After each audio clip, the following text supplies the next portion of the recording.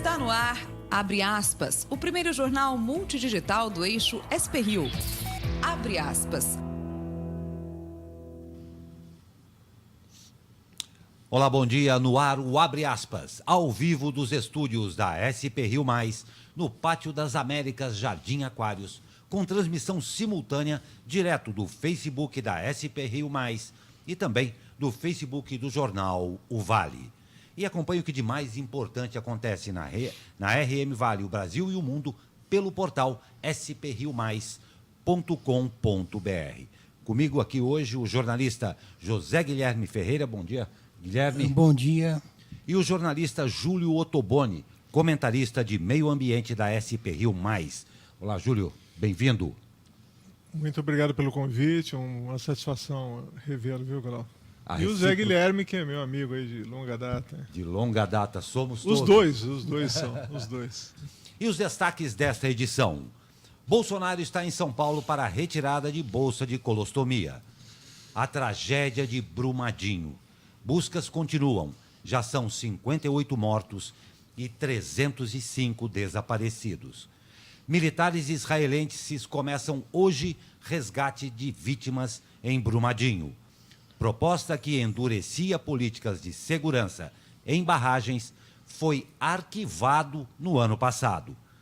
Cerca de 50 famílias estão desalojadas em São Sebastião depois da forte chuva. Estado e União divergem a respeito de socorro à GM.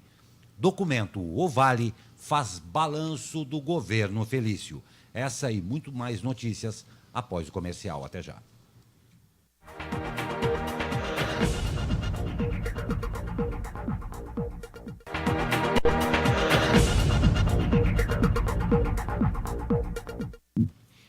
A cirurgia do presidente Jair Bolsonaro para a retirada da bolsa de colostomia e reconstrução do trânsito intestinal começou por volta das 7 horas de hoje e deve durar de 3 a 4 horas. Será a terceira cirurgia em 4 meses desde o ataque à faca em Juiz de Fora, Minas Gerais. A previsão da assessoria de imprensa do Palácio do Planalto é que o porta-voz da Presidência da República, general Otávio Santana do Rego Barros, conceda um briefing no final da manhã de hoje. O presidente deverá ficar no Hospital Albert Einstein por cerca de 10 dias. Nesse período, ele pretende trabalhar normalmente, despachando com ministros e assessores, além de transmitir orientações para a equipe ministerial. O Hospital Albert Einstein organizou um espaço para o presidente despachar. Segundo o porta-voz, existe um dispositivo montado pelo Gabinete de Segurança Institucional com equipamentos e possibilidades técnicas para Bolsonaro orientar seus ministros e despachar. Ontem, os exames laboratoriais e de imagens pré-operatórios indicaram normalidade, segundo o boletim médico divulgado pelo Hospital Albert Einstein. A estimativa é que após as primeiras 48 horas da cirurgia, o presidente volte ao trabalho no próprio hospital. A tragédia de Brumadinho que chocou o Brasil. Em informe do Corpo de Bombeiros, até o momento, 58 pessoas morreram, 305 estão desaparecidas e 192 foram resgatadas com vida. De acordo com o tenente Pedro Ayara, porta-voz dos bombeiros, as equipes elencaram 14 áreas prioritárias de busca, entre elas locais onde estão soterrados uma locomotiva, uma pousada, ônibus e o refeitório da mineradora Vale, onde a maioria dos funcionários estava na hora do rompimento da barragem. Os bombeiros trabalham com a possibilidade de encontrar sobreviventes, mas o porta-voz admite que alguns corpos poderão não ser localizados. As equipes interromperam as buscas após alerta de que uma segunda barragem, neste caso de água, corria risco de rompimento por causa do aumento do nível. As sirenes foram acionadas de madrugada pela Vale e moradores orientados a deixar suas casas. No meio da tarde, a Defesa Civil descartou o risco e os bombeiros retomaram as buscas. Um momento triste para dizer o mínimo, no nosso país, com uma tragédia, ouse se dizer, anunciada, e agora nós estamos com esse triste momento, vendo tantas vidas desperdiçadas. Júlio, como é que você está vendo esse momento? Aliás, claro, a despeito da comoção que toma conta do país, eu tenho certeza que de você também. Uma tragédia realmente anunciada, né? Inclusive anunciada aqui, nessa rádio. Quando aconteceu o caso de Mariana, a gente colocou no ar, na minha coluna, um especialista que já tinha feito... ele era fornecedor para Samarco e fornecedor para Vale de materiais para essas barragens. E ele tinha dito, pelo menos de 15, né, em torno de 15, de 14 a 16, a 17 barragens já estavam comprometidas, severamente comprometidas. E isso daí é crime anunciado.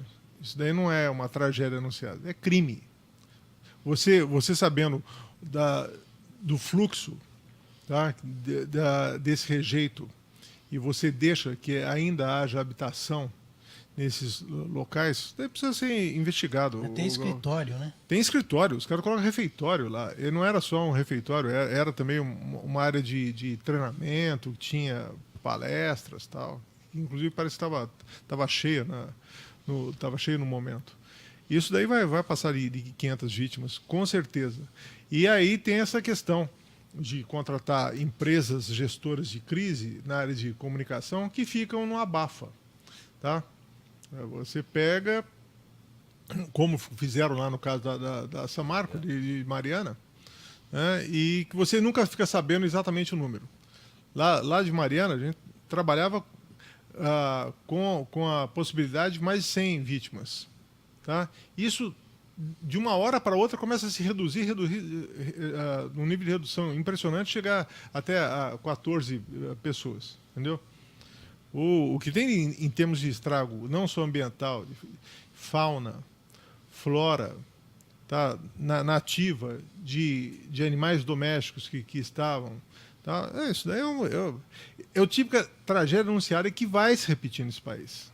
Vai várias e várias vezes. Tá? Júlio, essa lama, né? Do que ela é composta, essa lama? Esse rejeito, você tem boa parte ali de minério, que é descartado, né? Pedras pequenas e tal, e você tem muito produto químico, tá, que é usado no processo, e inclusive tem um deles, é uma espécie de um óleo, e ele se agrega, ele serve para isso mesmo, para agregar ali o material particulado, né, esse material que é um pouco maior, e isso aí funciona como uma lixa, é como se você tivesse passado uma lixadeira com lixa grossa em cima dessas pessoas. Tá? Então não sobra nada. Só por isso que ele está tendo uma dificuldade imensa de reconhecer, aí falar politraumatismo. Politraumatismo é uma maneira aí suave, até, né? Suave de você falar que as pessoas são irreconhecíveis. Estão totalmente irreconhecíveis. Não tem dedo, não tem membro, não tem rosto, mas não tem, muitas delas sequer tem cabeça. Você pega lá, você está só o crânio, tá? Ou só a ossatura toda exposta, porque aquilo lá passa lixando o Glauco. É como uma lixa. Tá? E principalmente se a pessoa não vai no fluxo, tá? Ela de alguma maneira, ela se enrosca ou se agarra a alguma coisa, ela vai sendo descarnada. Então, é trágico escutar isso de manhã, não é legal, então, mas é bom para ver o tipo de país que se construiu em cima de uma base de corrupção. Isso daí tudo está em cima de uma base corrupta imensa. Imensa. Tá? A gente falou sobre isso em Mariana. Tá? A Vale deu um jeito de que isso fosse abafado. É lógico, sempre tem jeito. É o país do jeitinho, mas só que do jeitinho para cima, né? Jeitinho em nível estadual, em nível federal, em nível municipal. Quem tem poder na mão, dá um jeito, porque rola muito dinheiro. Tá? Ora, esses coitados que estavam aí na trajetória, aí sim, é um vale de lágrimas, né, num rio de lama. Né? Porque esse rio de lama, né, ele vai chegar no São Francisco, né? Aqui também, nessa rádio, eu pude comentar, eu fui visitar o São Francisco.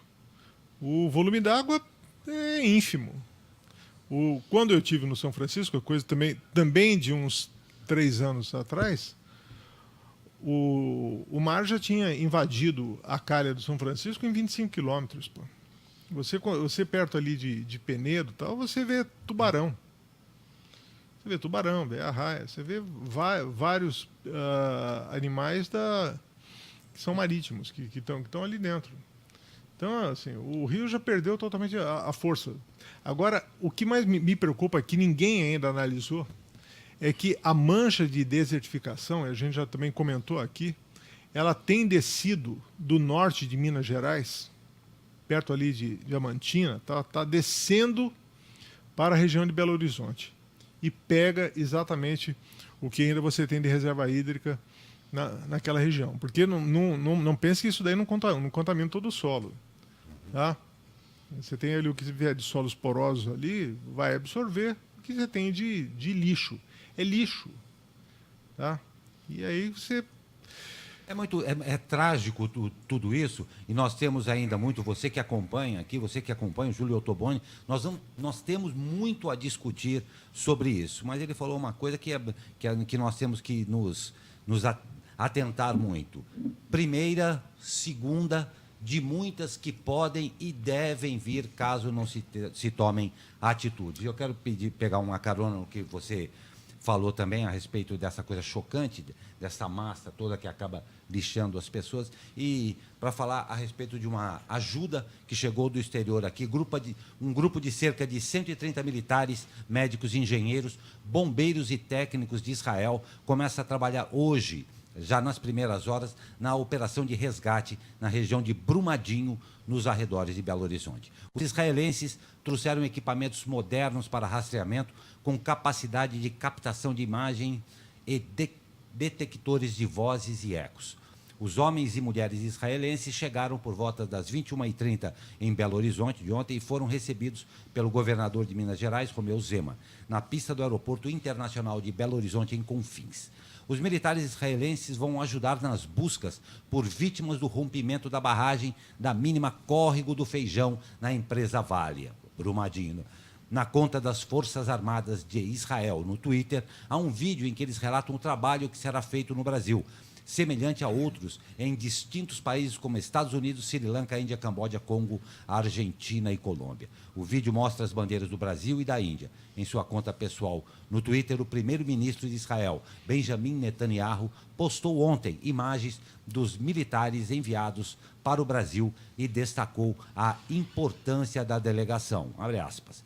A delegação israelense está a caminho do Brasil para ajudar as vítimas do desastre do desabamento da barragem. Nós ajudamos nossos amigos. Você acha que tem gente viva ainda nesse... Não tem, Zé. Não, dificilmente. Dificilmente a gente consegue... Primeiro, essas pessoas acabam morrendo já no próprio impacto, né? Até pelas características mesmo desse tipo de rejeito. E depois, com o passar das horas, as chances são nas primeiras horas. Se você não encontrar, ainda assim, eu não sei se vale a pena a pessoa continuar viva, porque o nível de lesão é tão grande, então você vai colocar uma pessoa só para sofrer. Só se a pessoa tiver...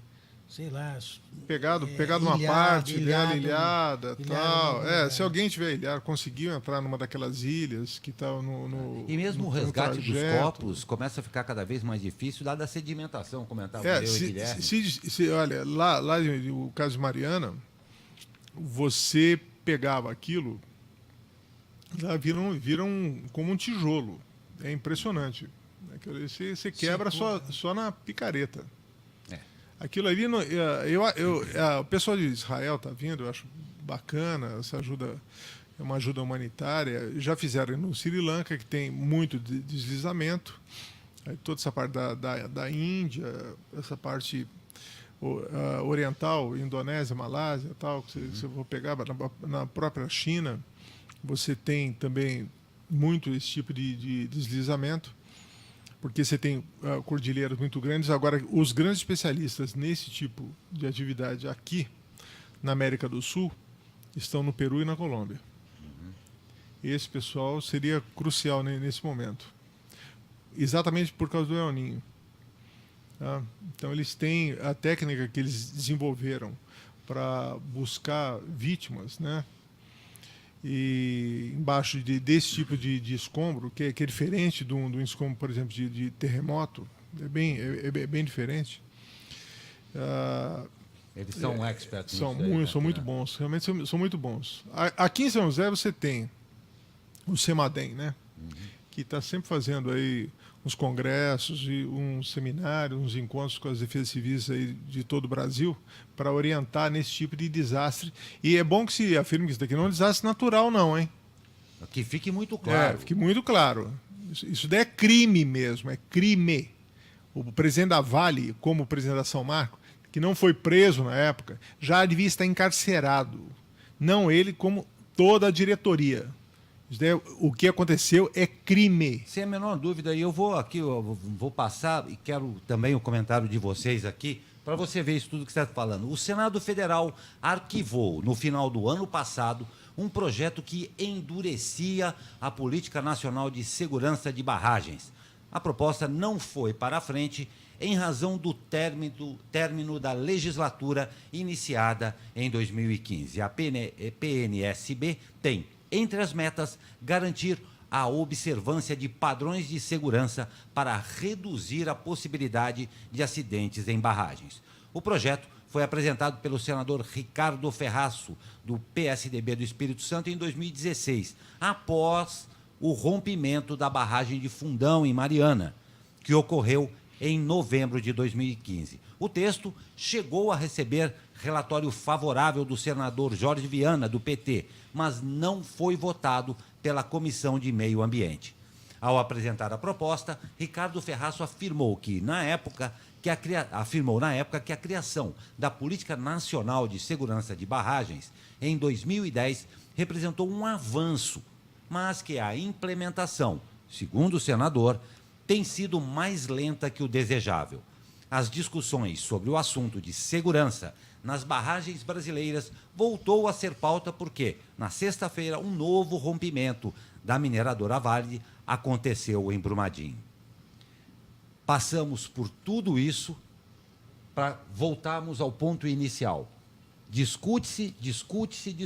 Passamos por Mariana, não aconteceu nada, tudo parou. Ratificando suas palavras, o crime perpetua-se? Não, o crime compensa, né? Esse é um país que compensa ser criminoso. Se você tiver dinheiro, se você estiver administrando uma empresa dessa daí, que tem uma rede de corrupção monstruosa, ela chegou ao ponto de contratar um geólogo com doutorado para falar o contrário, falar que aquilo lá era uma coisa que realmente podia acontecer lá na época de Mariana. São como os céticos da mudança climática. São, né? Tudo assoldo, né? E aí, olha, o Glauco, é um negócio... Tem toda essa questão da tragédia e, infelizmente, esses criminosos se escondem atrás da tragédia. Não é mais uma questão de discutir. Mas já tinha que ter sido discutido antes de Mariana. Não tem a menor dúvida. E aí continua essa questão, sabe? Aí o nego vai se preocupar com questões muito menores. Não tem a menor dúvida. Tá, porque você tem economias que giram em cima disso. O que estoura de barragem, de rejeito na Amazônia é uma grandeza e ninguém fala nada. Até mesmo pela distância que nós estamos e pela concentração da imprensa que tem maior poder de fogo, né? Ou se é que ainda tem poder de fogo, né? Está entre São Paulo, Rio de Janeiro e Brasília. É muito triste isso. Agora, o que a gente vê, né? Desculpe, Glauco. O que a gente vê é que o governo Bolsonaro, ele tem... declarado, né, apesar do discurso de apreço ao meio ambiente, na verdade, algumas medidas de desmonte do Ministério. Um retrógrado, né? Então, mas nesse caso específico, ele foi um pouco contra o próprio discurso, né? A questão das multas, a questão de ir atrás de culpados. Inclusive, né? o próprio ministro, né, que foi exonerado exatamente aqui do governo do estado de São Paulo, exatamente por uma fraude no setor de mineração. Né? É muito triste isso daí. Eu lembro, para que fique claro, nós vamos bater ainda durante nossa redação, está a postos aqui para qualquer novo número, para qualquer nova notícia. O número de vítimas desaparecidas já é maior que o de pessoas desaparecidas em Mariana em 2015. O comentário do jornalista José Guilherme Ferreira. Eis a questão. Tanta coisa já se falou sobre Brumadinho, né? Tanta técnica para tanto ferro, para tanta lama, para tanta morte, né? Os crimes ambientais em Mariana em 2015 e agora em Brumadinho trazem pânico aos itabiranos e moradores de outras cidades mineiras vizinhas de barragens. Itabira está cercada por uma represa com 400 milhões de metros cúbicos de rejeitos de mineração, também da Vale, essa lama podre e tóxica. A Itabiruçu tira o sono dos moradores locais, assim como marcou a vida e a poesia de Carlos Drummond de Andrade, natural de Itabira. Essa marca foi estudada pelo professor e músico José Miguel Wisnik no livro A Maquinação do Mundo, um dos mais originais livros de nossa crítica literária, recém-lançado, na verdade, meados do ano passado, lançado pela editora Companhia das Letras. No poema Lira Itabirana, um grito de angústia que não foi ouvido. Esses os versos da Lira Triste. O rio é doce, a vale amarga. Ai, antes fosse mais leve a carga. Entre estatais e multinacionais, quantos ais? A dívida interna, a dívida externa, a dívida eterna. Quantas toneladas exportamos de ferro? Quantas lágrimas disfarçamos sem berro? Obrigado, Zé. Nós vamos para um breve comercial e já voltamos.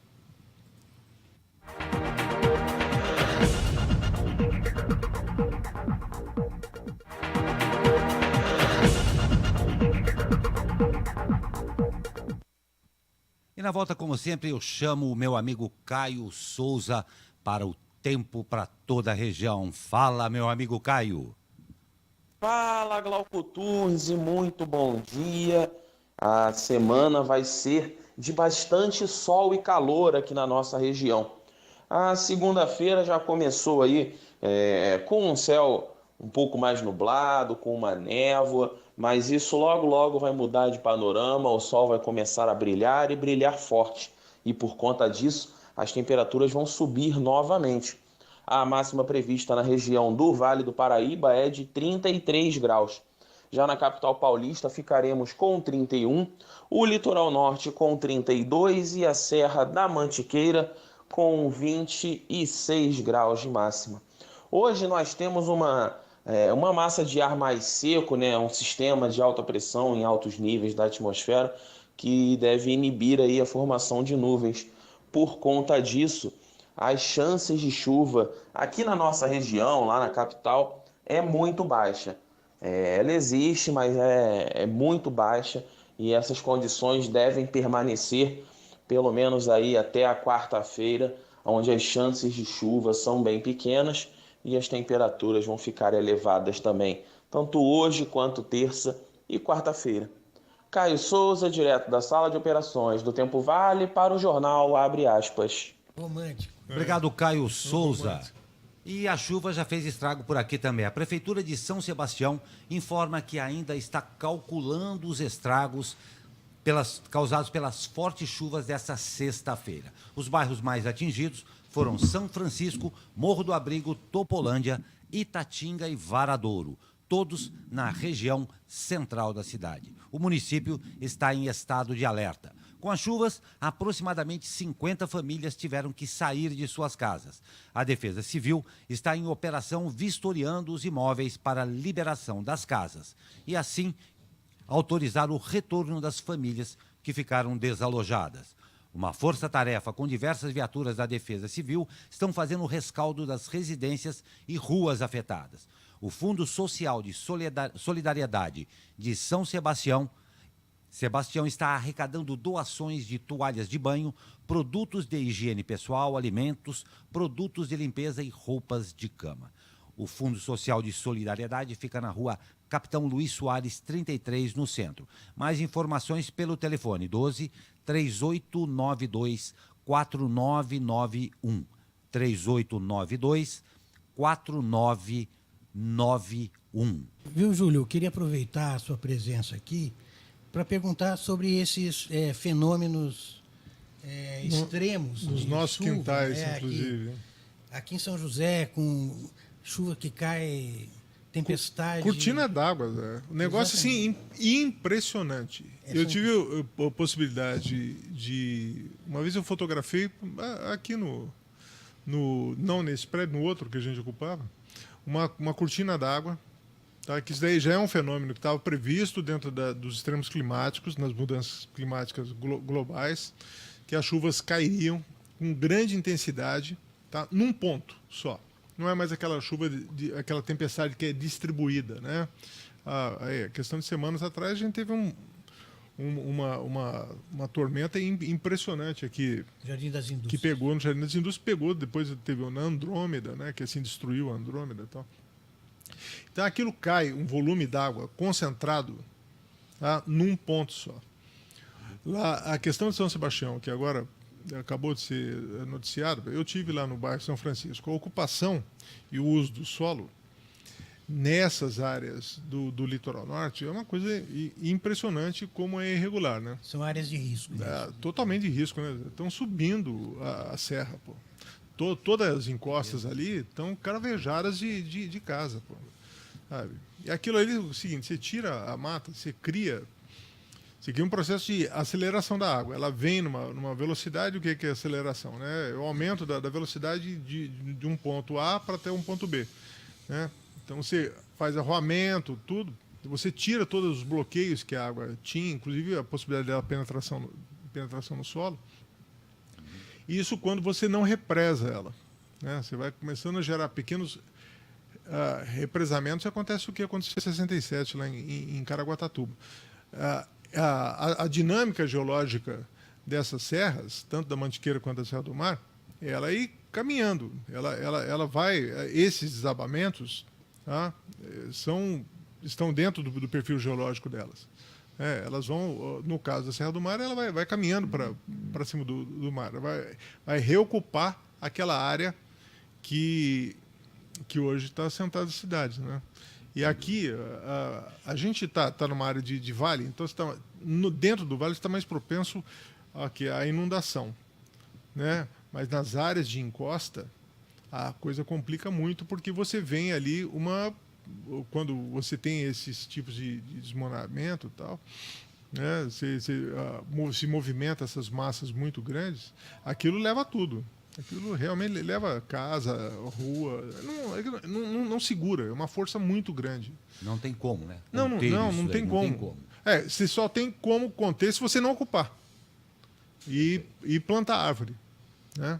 Tem que plantar. E mesmo assim não é uma coisa que é do dia para a noite. Não, e não é 100% seguro, porque está na dinâmica natural dela. A dinâmica natural dela tá ocorrendo esses desabamentos, tá? E ela abaixando, né? A função geológica do Rio Paraíba do Sul, qual que é? É ele dissolver tanto a Serra do Mar quanto a da Mantiqueira, tá? E lançar no oceano. Quando ele parar isso, ele vai deixar de ter água barrenta e vai passar a ter uma água cristalina. O que você encontra, por exemplo, na região de Cerrado. Quando o deixar cumprir o seu papel sem tantos atolos do ser humano, quem sabe a coisa continua. Mas a gente vai voltar a falar bastante aqui, a presença hoje de Júlio Ottoboni, nosso comentarista de meio ambiente, mas vamos dar uma sequência aqui no jornal, porque daqui a pouco a gente tem mais coisa para discutir com você também, Júlio. E chegou o dia, 28 de janeiro, volta às aulas. 27 escolas de todas as regiões da cidade, olha que bacana, serão contempladas neste ano com o grupo de atores que vai representar a figura do professor, aquele que ensina, que forma e que transforma a vida das crianças e jovens por meio de informações e lições. Na porta das instituições, eles vão conversar com os alunos, dar dicas de segurança, mas também deixarão para os pais a mensagem de que eles são os primeiros e principais professores das vidas dos filhos e que, por isso, dar bons exemplos é fundamental para ensinar os pequenos e já grandinhos também a cuidar da própria segurança. Eu vou levantar uma bola aqui. Bom tema, hein? É bom o pai ensinar que não pode parar em fila dupla? É bom. É bom. Os pais retomarem os papéis de professores. As rédeas. Quem era o primeiro professor que você teve? Na nossa geração aqui, nós três, eram os pais, pô. Não tem dúvida. Você começava a aprender dentro de casa. Hoje não. Hoje você transfere essa responsabilidade, inclusive dessa educação básica, que não é só formal, essa educação social, você transfere para o professor que você paga. Não tem dúvida. Como transferiram para babá, como na época transferiram para a TV. E tá, essa tragédia que tá. Tragédia que, sob certos aspectos, a gente vê piorar numa Não, série de sentidos. só piora, porque esse que foi mal educado, que teve os pais omissos, ou seja lá por N razões, tá? Ele é um péssimo pai. Não tem a menor dúvida. E ele transfere isso para quem será pai num futuro breve. Entendeu? Então E você a conta começa. vem, né? Vem, mas está vindo muito alta, né? A conta vem e está vindo muito alta. Eu vou pegar uma carona aqui, quando nós falamos aqui do exemplo, e o Zé Guilherme falou, não aprenderam a parar em fila dupla, porque o fato da volta às aulas já complica, de uma certa forma, todas as cidades. A mobilidade em todas as cidades já fica comprometida. Então, vamos ver se a gente consegue, dentro de dar um bom exemplo, de ter uma boa educação, fazemos nossa parte também, porque o trânsito já ficou complicado, então vamos todos cumprir com o nosso dever e nosso bom senso. O Zé Guilherme está rindo aqui, porque ele comentava comigo que com o simples fato de manhã hoje, de volta às aulas, já demorou um pouco mais até para atravessar a rua, né, Zé? Demora mesmo, eu também demorei. Para entrar no prédio aqui já foi um sacrifício. É verdade, é verdade. Não, porque e outra coisa, né, Galo, que eu acho interessante, as escolas elas começam a se acumular tudo numa mesma região. Se concentrar, né? Tem uma e depois não tem via para escoar aquela multidão, porque é o seguinte. Antes, vocês devem se lembrar, era aquela perua Kombi que passava e pegava, e aquilo lá resolvia muito o problema. Depois... Não, levava no João Cursino, depois levava no Olavo Bilac, levava no Instituto São José. Ponto final. É. Agora não, né? Agora o pai pega, os caras compram essas SUV e tal, vai e se quer dar carona pro coleguinha, né? E aí muitas vezes é até vizinho, e chega parando aquele monte de carro. Aí a gente tem que entender que esses condicionamentos estão também relacionados ao tamanho dos veículos. Tá? E você vê, na Europa, nos Estados Unidos, ainda se mantém essas SUV. Não, nos Estados Unidos é tudo assim. Eles adoram essa coisa, né? Tem uma ostentação desgraçada. Aí você pega o tamanho desses carros para uma pessoa, 2 pessoas, 3 pessoas no máximo, tá? Ele podendo carregar 6, algumas até 7 mais. Você começa que eles são muito grandes. E aí você começa a ocupar espaço. E aí você vai fazer o quê? Sabe? Você não consegue desafiar, às vezes, a física. Não consegue. E alio mais uma vez isso daí. Corretíssimo em tudo que você está falando, mas tem uma coisa que pode fazer toda a diferença. Educação. porque a gente presencia, todo mundo aqui deve ter uma história, presencia alguns fatos que são bem chatos mesmo. Faça a sua parte, se todo mundo fizer a sua, vai dar certo. Eu sei que pode parecer até meio piegas falar isso daí, mas é verdade. Mamãe, o papai, o pirueiro, o que for, faça a sua parte que a coisa anda, mas vamos pensar nisso. Vamos falar um pouco agora mais sobre a região aqui, com um assunto que a gente já vem acompanhando e que você precisa saber. Estado e União divergem a respeito de socorro à GM. Os governos de João Dória e do presidente Jair Bolsonaro divergem sobre o enfrentamento da crise da GM, que ameaça fechar as fábricas de São José dos Campos e São Caetano do Sul por baixa lucratividade. A empresa tem um pacote de exigências para cortar custos e está negociando com os sindicatos, governos, fornecedores e concessionárias. Na fábrica de São José, a montadora quer reduzir o piso salarial, aumentar a jornada de trabalho e adotar a terceirização plena. Quanto aos governos, a empresa faz um jogo duro e ameaça deixar o Brasil no intuito de obter vantagens como redução de impostos e subsídios. A GM emprega cerca de 13 mil pessoas em São José e São Caetano. O governo estadual já sinalizou positivamente e pode antecipar créditos do ICMS para socorrer a GM. A medida permitiria o abatimento imediato de impostos devidos. Já na esfera federal, a GM não encontrou a mesma receptividade. Em uma reunião com o alto escalão da montadora, Carlos Costa, secretário especial de Produtividade, Emprego e Competitividade do Ministério da Economia, causou mal-estar entre os executivos ao dizer, abre aspas, se precisar, fecha, fechar, fecha, fecha aspas. Henrique Meirelles, secretário de Estado da Fazenda e do Planejamento do governo João Dória, se debruça sobre a crise da montadora GM para evitar uma tragédia para o Estado. O fechamento das fábricas de São José e São Caetano. O governo avalia antecipar créditos do ICMS para socorrer a GM, o que permitiria à montadora abater impostos. A medida teria que ser estendida às outras 14 montadoras instaladas em São Paulo. E na carona disso aí, desculpe, Zé, mas na carona disso daí nós temos uma série de outros fatos ocorrendo aqui também, não é, Zé? Pois é, além da GM, a gente tem o caso Embraer, né? Tem o caso Embraer. No caso GM, deixa eu fazer uma parte. A chantagem da GM, tá? E esse posicionamento da senhora Mary Barra, tá? Que ela tentou fazer e fez, acabou fechando a marca, tá? Várias fábricas, e anulou a marca na Europa. Tá? Acabou lá a marca Chevrolet e as fábricas GM, só ficou a Opel, tá? Com uma parceria de produção com a Peugeot Renault. Tá? E ela vem anunciando isso, ou seja, nem anunciando, ela vem aplicando isso há muito tempo. Tá? Ela vem aplicando isso nada mais do que uma chantagem da GM. Tá? Em 2008, eu pude escrever sobre isso na Gazeta Mercantil, tá? E depois, em 2011, no DCI. E o que eu fiz? Eu fui vasculhando os jornais de fora, tá? Desde a Ásia, Indonésia, Malásia, que eu sabia que ela tinha unidade, os jornais europeus, os jornais dos Estados Unidos, todos eles mostravam a mesma postura da GM. Ela quer subsídio, ela quer que alguém banque a produção dela, tá? E que depois ela venda o carro dela.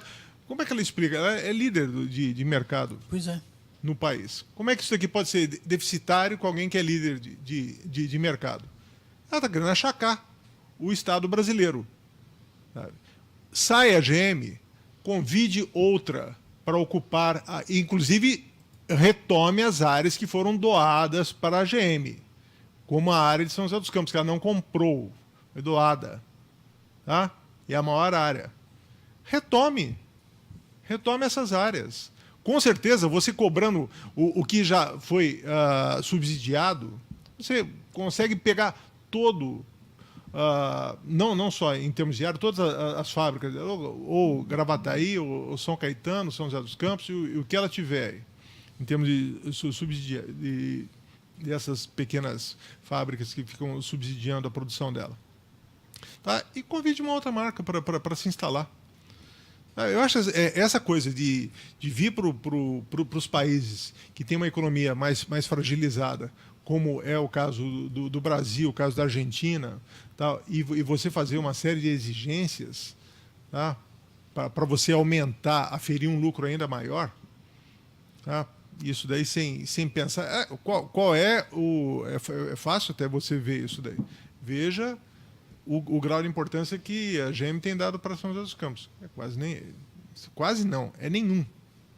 Tá? Não tem que pegar e ter coragem, pô. Sabe? É peitar a situação. Eles estão vindo peitando, dando 28 exigências, sabe? Eu acho que a resposta do governo federal é perfeita. Não tem conversa. Dinheiro daqui não vai tirar. Já tiraram muito. E sobre a Embraer? Qual que é a Embraer, eu quero saber qual é a novidade do caso Embraer. A gente tem acompanhado em cima das notícias oficiais, né?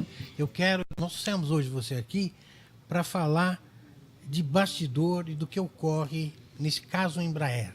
O caso Embraer começa lá no programa FX2, né, Zé? Quando a Boeing foi excluída e eles avisam que eles participariam de qualquer jeito. Se não fosse participar do caça, eles comprariam a Embraer. Isso daí já vem de muito tempo. Tem 11 anos nessa história aí, né?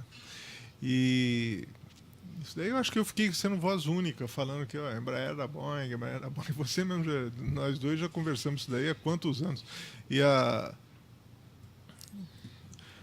o que me causa muita estranheza é os valores que vinham, né? 3.700, me parece, depois pulou para 4 bilhões e 200, agora chega em 3.600, 3,5, 5, né? 5 e pouco, tal.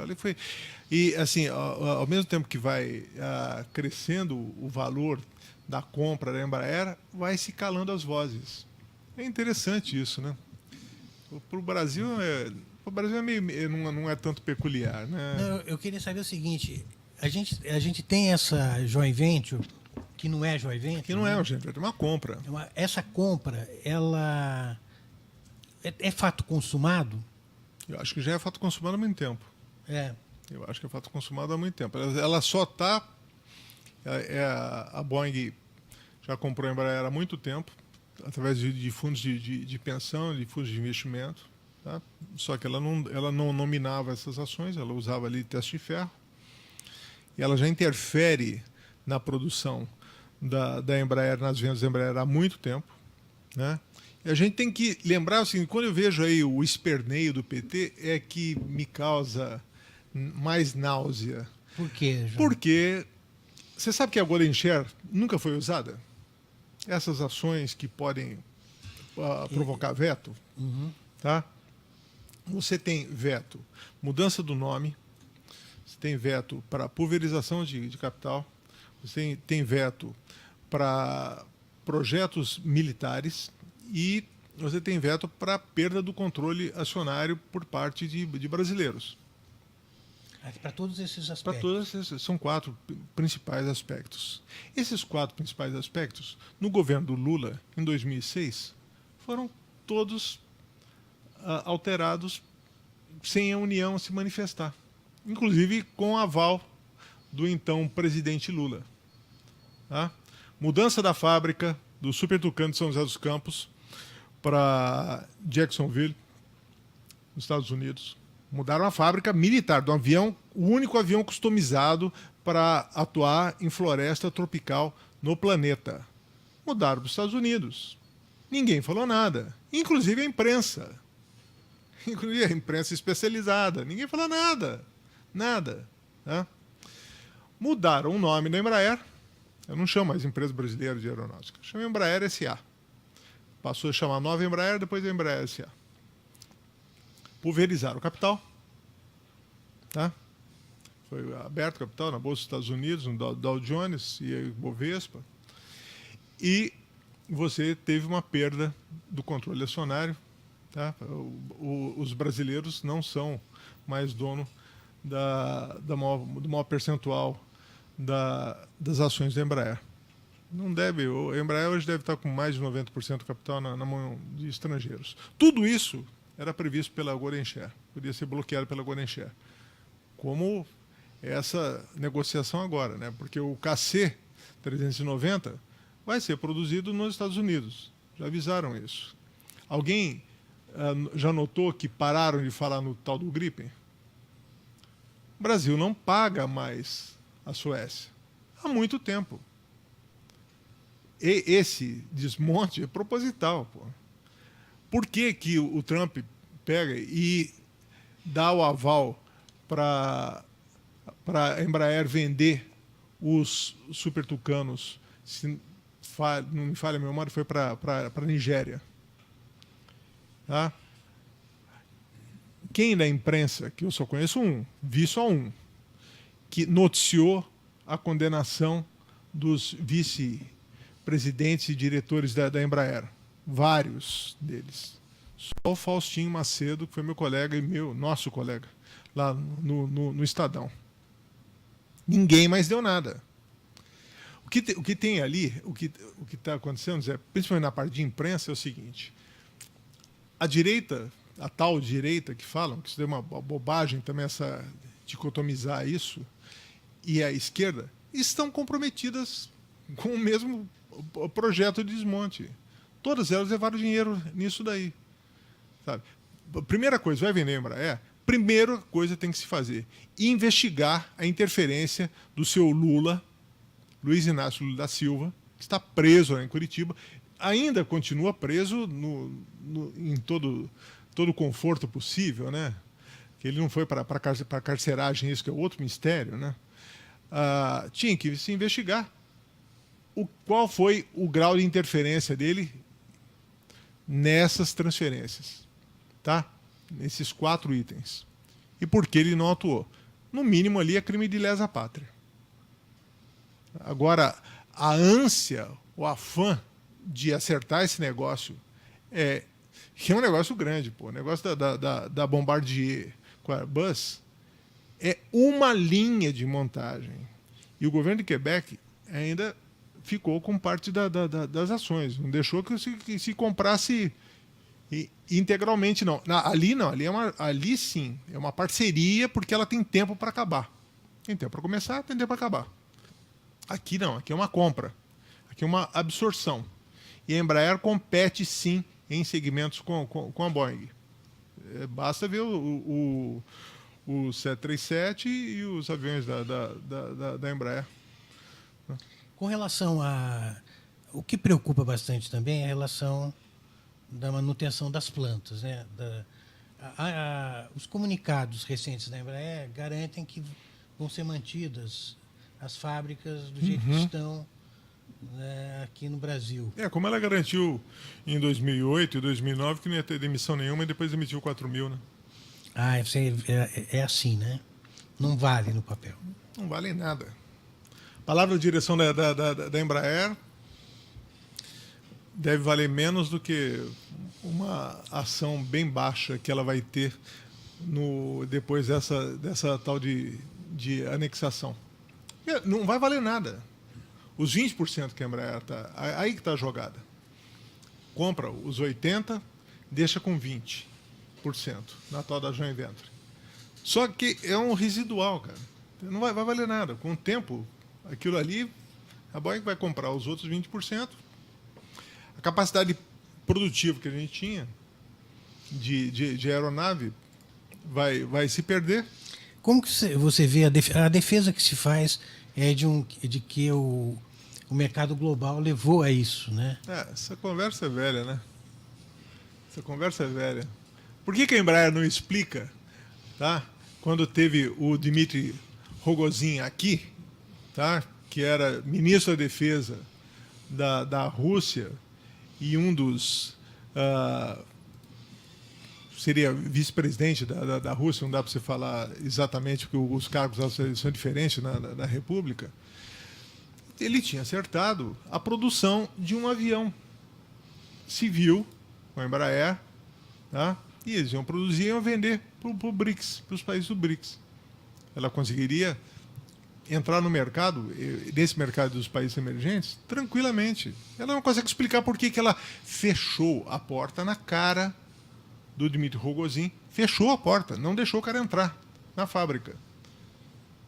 Eu era o único repórter que estava junto ali com o Rogozin, e ele me disse isso daí está acontecendo isso, inclusive falou, era um russo imenso, um cara que tinha sido piloto de MiG e tal, e ele me disse o seguinte, isso daí é porque essa empresa já é da Boeing, né? Daí os Estados Unidos não vai deixar mesmo que a gente não vão deixar que a gente produza esse avião.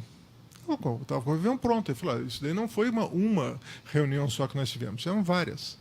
Na verdade, tem uma série de pontas soltas, tá?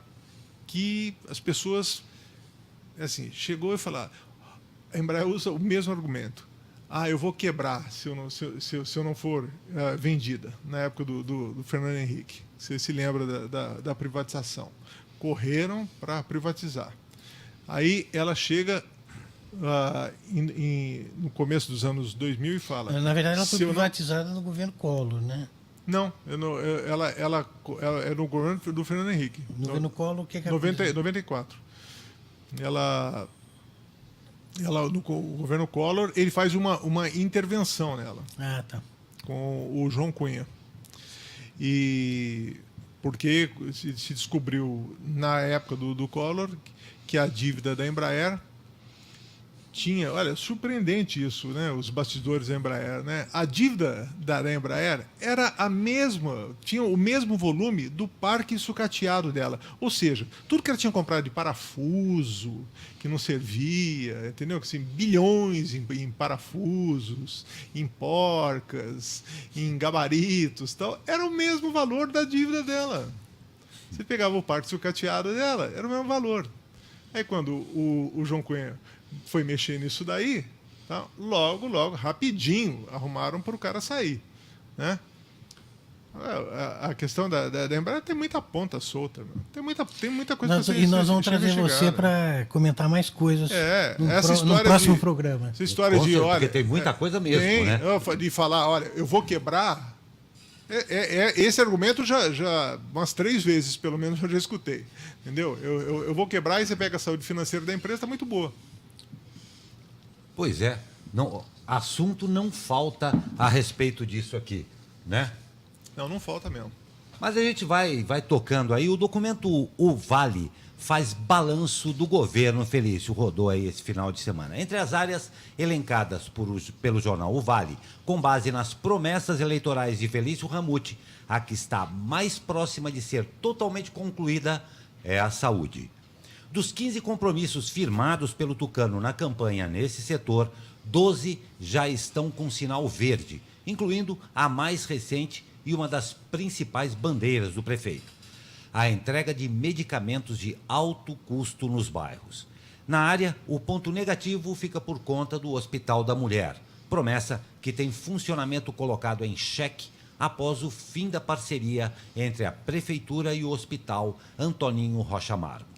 Outra área que apresentou bastante êxito na pauta é a educação, com 6 propostas já completadas e potencializada pela conclusão de obras de escolas, atividades extracurriculares para estudantes e pela distribuição do material escolar para todos os alunos da rede. No total, são 39 promessas cumpridas integralmente pelo prefeito, sendo que 4 estão na geração de emprego, 5 em esportes, 3 em habitação, 3 em segurança e 3 em mobilidade urbana.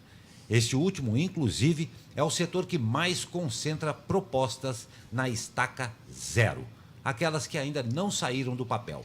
Um dos exemplos é o BRT, o transporte rápido de ônibus, projeto que se tornou uma novela e o próprio Tucano admite que ainda não conseguiu avançar para sua implantação. Aqui a polêmica. Felício prometeu melhorar o trânsito na região do Colinas e apresentou o projeto do Arco da Inovação, ponte estaiada, que será erguida no local. integrar o sistema de bicicletas com transporte público, criar o SOS dental e fazer a urbanização dos bairros também estão entre as promessas na Estaca Zero. Felício também ainda não iniciou o projeto Circuito do Lazer. Entre outras propostas que estão marcadas como em andamento, estão, por exemplo, o plano de zerar a fila das creches para as crianças, a implantação do COI, o Centro de Operações Integradas, na área da segurança, e também a conclusão da Arena de Esportes, abandonada desde 2013 e que teve anúncio de obras retomadas nesta semana. Ainda há carência de propostas concluídas também na área de habitação, como, por exemplo, o processo de realocar famílias em áreas de risco. Felício usa a favela do Banhado como exemplo para justificar seu êxito nessa promessa. Mas em novembro, a Defensoria entrou na Justiça para evitar que a Prefeitura continuasse a retirar famílias da área do cartão postal. Questionado sobre os dados do promessômetro, o prefeito Felício apresentou números de um balanço paralelo que usa para acompanhar o andamento das mesmas propostas listadas pelo Ovale. Se no balanço do jornal Felício já cumpriu 58% das promessas, em seu próprio levantamento o índice é de 76% nesses 2 primeiros anos. Você tem alguma coisa a falar sobre a ponte estaiada? Olha, eu sou a favor. Tá?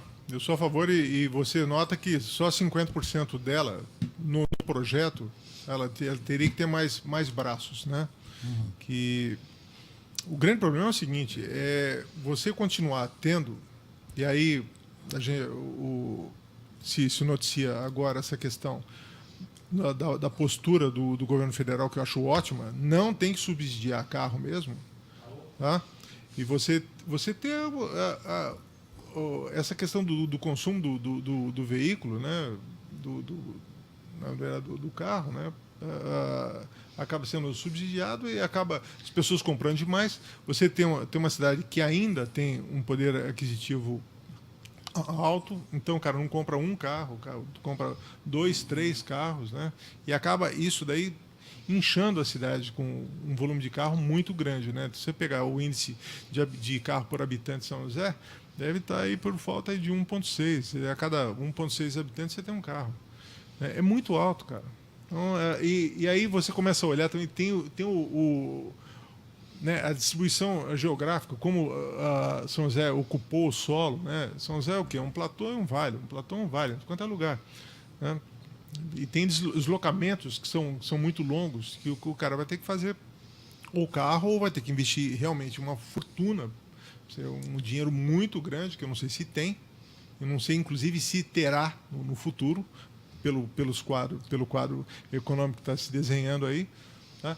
Para conseguir fazer esses transportes de pessoas, né, em larga escala, né?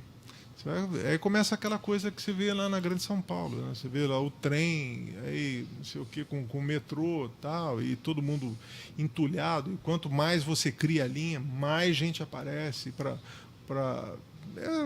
é uma questão meio complicada. Isso é dos modais aí. É um negócio que me parece assim, que nunca tem fim, né? Pois é. Vamos ver aonde vai. Nós vamos para um pequeno break e voltamos logo após com o esporte.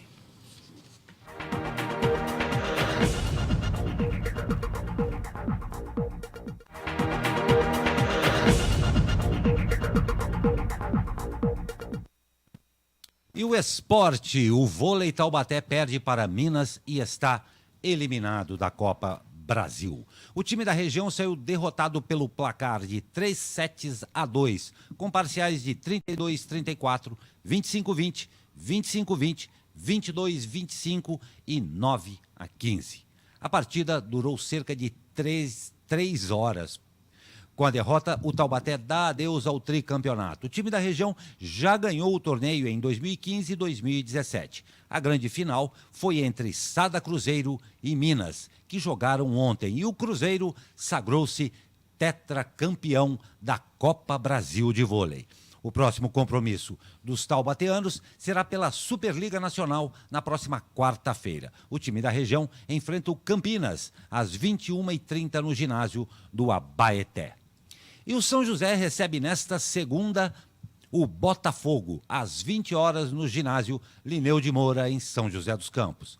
A partida é válida pela terceira rodada do retorno do NBB.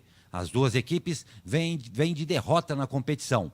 No último dia 12, a equipe joseense foi derrotada pelo Flamengo na Arena Carioca por 96-83, enquanto o Botafogo perdeu para o Pinheiros no último sábado pelo placar de 69-67. Os joseenses ocupam atualmente a 9ª posição com 22 pontos. Já o Botafogo estaciona na 7ª colocação com 24 pontos ganhos. No confronto que ocorreu no primeiro turno, os cariocas saíram vitoriosos pelo placar de 84-74. O Taubaté viajou até o ABC Paulista neste domingo para enfrentar o Santo André em partida válida pela terceira rodada do Campeonato Paulista da Série A2. O Burro da Central saiu derrotado pelo placar de 1-0. Carlos Alberto marcou o gol do time do ABC Paulista. Essa foi a primeira derrota dos taubateanos no torneio estadual. Com a derrota, a equipe da região cai para o 4º lugar com 6 pontos ganhos. Já o Santo André ocupa atualmente a 8ª colocação com os mesmos 6 pontos, mas com o saldo de gols menor que o dos taubatianos. O time comandado pelo técnico Marcelo Martelotti volta ao campo na próxima quarta-feira contra o Sertãozinho às 20 horas no estádio do Joaquinzão, em Taubaté. Uma edição hoje realmente marcada por muita emoção, muita revolta sobre certos aspectos, mas eu deixo para as considerações aqui, nós estamos indo para o encerramento, uma edição realmente que muito nos entristece dar esse volume de más notícias, sabendo que num curto espaço de tempo a perspectiva é de que elas não sejam melhores ainda, né? É isso. Eu lamento tudo profundamente isso, né? Eu acho assim, a gente tem gerações como essa geração aqui dessa bancada, tal, que há momentos que a gente sente que foi uma geração perdida, né? Todo o esforço que a gente fez, tal, não sei se a gente conseguiu contribuir ou a nossa contribuição foi tão parca para a mudança desse país, né? Então, ainda continua sendo um cenário muito lúgubre, né?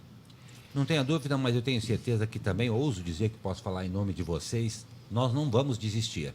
E dentro do que nos é possível, vamos continuar lutando. Mas eu peço a você também que hoje tenha um momento para pensar em toda a dificuldade, todo o sofrimento que está passando esse povo por tanta coisa ruim e errada que está sendo feita. Então, tire um momento hoje para pensar em todas essas vítimas e todos os seus familiares. O grande apoio e o melhor das energias de toda a equipe, de toda a redação. Voltamos amanhã com mais um Abre Aspas. Ótimo dia para você e até amanhã.